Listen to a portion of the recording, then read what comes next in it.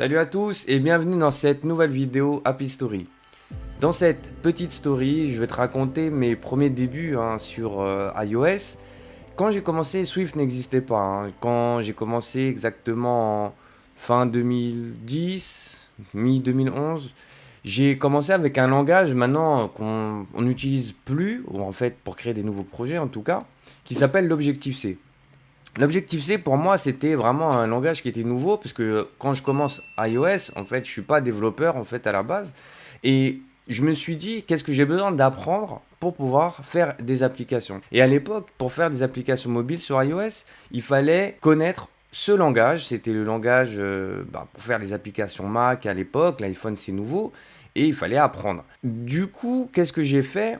J'ai dû déjà commencer par acheter un livre à l'époque à la Fnac pour découvrir le langage et savoir comment ça marche. Et c'est vrai que déjà à l'époque, quand je parlais avec d'autres développeurs, notamment développeurs Java, je fais un clin d'œil aux développeurs Java, ils me disaient mais Objective-C, mais laisse tomber, c'est pas un langage, on code plus comme ça, etc. etc. Moi, comme j'avais pas de background, comme j'avais pas d'expérience, je n'étais pas en mesure de pouvoir donner mon avis et comparer. Donc la seule chose que j'ai faite, c'est apprendre. L'objectif, c'est comprendre comment ça marche, mais déjà le langage. Là, on n'est pas encore sur le développement d'applications, mais déjà le langage.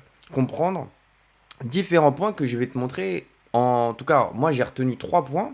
En premier, la syntaxe. La syntaxe, déjà, pour l'objectif C, elle était assez particulière parce qu'en fait, il y avait une notation avec des crochets pour pouvoir créer des objets, pour pouvoir appeler des fonctions ou des méthodes. Et aussi, il y avait, on mettait des points-virgules, plein de choses, plein de lignes.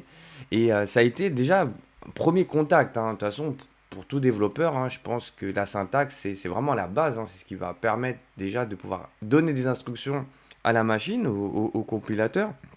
Et ça, pour moi, ça a été quelque chose où il y avait un vrai challenge. Je me suis aperçu aussi de ça, parce que, bon, quand on n'a jamais développé, que ça soit l'Objective-C, le Java ou le Swift, pour pouvoir faire des applis iOS, le premier contact, c'est celui-là. Et quand tu n'as jamais codé, c'est la première chose qu'il faut faire. C'est déjà commencer à apprendre la syntaxe, coder, écrire, etc. Je vais revenir après sur un autre point lié à la syntaxe, en tout cas pour moi, où ça a été un très gros challenge, mais tu vas le voir dans la suite de la vidéo. Le deuxième point, maintenant, quand on va au contact après d'iOS, on va apprendre ce qu'on appelle le cycle de vie. Tu as dû le voir dans des vidéos que j'ai déjà faites sur apprendre SwiftUI. On va commencer à apprendre maintenant comment utiliser le langage pour pouvoir construire son application. Moi, ce qui était particulier et surtout à l'époque, à ce moment-là, c'était la gestion de la mémoire. Alors, pour ceux qui ont fait de l'Objective-C, je pense que ça va leur parler. La gestion de la mémoire, c'était particulier. Parce qu'à l'époque, l'impact de ça, c'est que lorsqu'on code, en fait, on va réserver des zones mémoire. Quand on va créer un objet, on va appeler des fonctions. Il fallait déjà comprendre comment ça fonctionnait. C'est-à-dire que lorsqu'on créait des objets, quand on n'avait plus besoin de cet objet qu'on créait en mémoire, par exemple, imagine, je crée un tableau d'objets voiture. Je l'utilise, je l'affiche dans une liste, mais quand j'en ai plus besoin, il fallait que je dise explicitement au compilateur, je vais supprimer il fallait lui dire exactement, spécifiquement, pardon, de supprimer ce tableau de la mémoire. Parce que l'impact de ça, c'est que si on crée des objets, parce que l'application, on clique, on revient en arrière, on clique, on revient en arrière, on fait plein d'opérations, et en fait, ce qui se passe, c'est que les éléments, si on ne les supprime pas de la mémoire, ils se stockent, ils se stockent, ils se stockent. Et c'est ce qui faisait que on avait des comportements, par exemple, l'application directement, elle se fermait. Donc, il y avait des impacts sur la mémoire. À l'époque, les iPhones, en tout cas les appareils, ils n'avaient pas autant de mémoire qu'aujourd'hui. Aujourd'hui, on est déjà à l'iPhone 12. Donc, on est sur des appareils qui ont des capacités, voilà, aujourd'hui, de performance qui sont énormes. Donc, ces choses-là, peut-être, aujourd'hui, on les verra moins. Mais à l'époque, il fallait être très, très vigilant sur l'usage de la mémoire. Et moi, ce qui a été assez marquant, c'était déjà de comprendre pourquoi il fallait l'enlever ici, voilà, le cycle de vie, etc. Et ça a été vraiment quelque chose, pour moi en tout cas, qui a été très très formateur parce que maintenant on apprend aussi à comprendre comment ça fonctionne un système informatique. Donc ça c'était vraiment, vraiment, vraiment pas mal. Le troisième point ensuite, c'était dans l'objectif C, il faut savoir que tous les objets concrets vont hériter du même objet. Donc une classe qui s'appelle NSObject. Donc tout ce que tu crées, ça hérite des propriétés de cet objet en fait qui fait partie du système.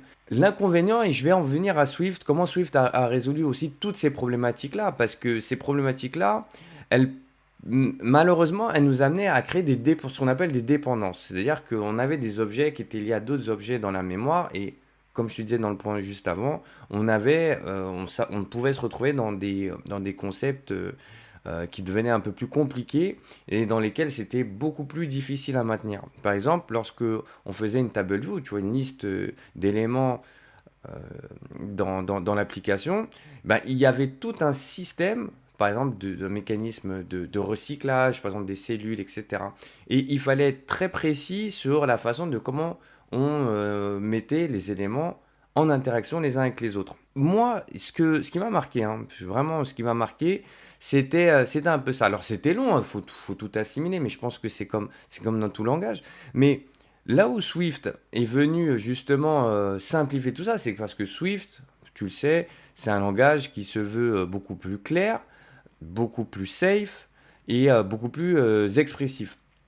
Grâce à Swift, avec iOS 4.3, si je dis pas de bêtises, il y a eu ce qu'on appelle l'ARC, donc l'Automatic Resource Counting. C'est la mécanique qui permettait cette fois-ci de pouvoir gérer la mémoire automatiquement. Ça a été une grande avancée et ça a permis aussi maintenant de ne plus avoir à se préoccuper de ça. Donc voilà, il fallait l'écrire d'une certaine façon, mais le compilateur iOS l'intégrait et ça c'était vraiment pas mal. Si t'es nouveau, si t'es junior, peut-être que ça peut te parler avec Swift, hein. Là, je te le dis, hein, quand on arrive, on ne sait pas par quoi commencer, c'est quoi les bonnes bases, etc. Mais figure-toi que dans la description, j'ai fait un lien où justement je parle des bases de Swift. Donc là, c'est 3h30 de vidéo, hein. C'est une formation qui est complète, vraiment pour comprendre vraiment les éléments de base qu'on va retrouver dans le langage. Donc le lien est dans la description. Il y a un code promo. Alors, au moment où tu regardes la vidéo, le code, j'espère qu'il est encore actif parce que normalement, il ne va pas rester longtemps. Mais si tu regardes cette vidéo maintenant, n'hésite pas à aller dans le lien dans la description et tu pourras bénéficier de 50% de réduction sur la formation. Dans cette formation, tu vas trouver tout ce qu'il faut, en tout cas pour partir du bon pied. Moi, à titre personnel, ça m'a pris, par exemple, pour me lancer dans l'écosystème iOS, ça a dû me prendre peut-être 6 mois vraiment avant de commencer à faire des choses sympas. Mais en tout cas, j'espère qu'avec l'accompagnement et les formations, tu pourras gagner beaucoup plus de temps. En tout cas, si tu fais des recherches, hein, tu tapes dans Google Objective-C, voilà, tu vas trouver plein d'exemples, hein, notamment sur Stack Overflow. Et en plus de ça, si tu veux jouer un petit peu avec, quand tu crées un projet sur iOS, tu peux choisir ton langage. Alors maintenant, c'est vrai qu'on le fait quasiment plus, on crée plus de projets en Objective-C, mais si tu veux t'amuser un petit peu, voir comment ça se passe, tu pourras aussi le faire. En tout cas, si t'es pas encore abonné à la vidéo, n'hésite pas à t'abonner sur le lien juste ici. Et on se retrouve la semaine prochaine pour le prochain Happy Story. Ciao!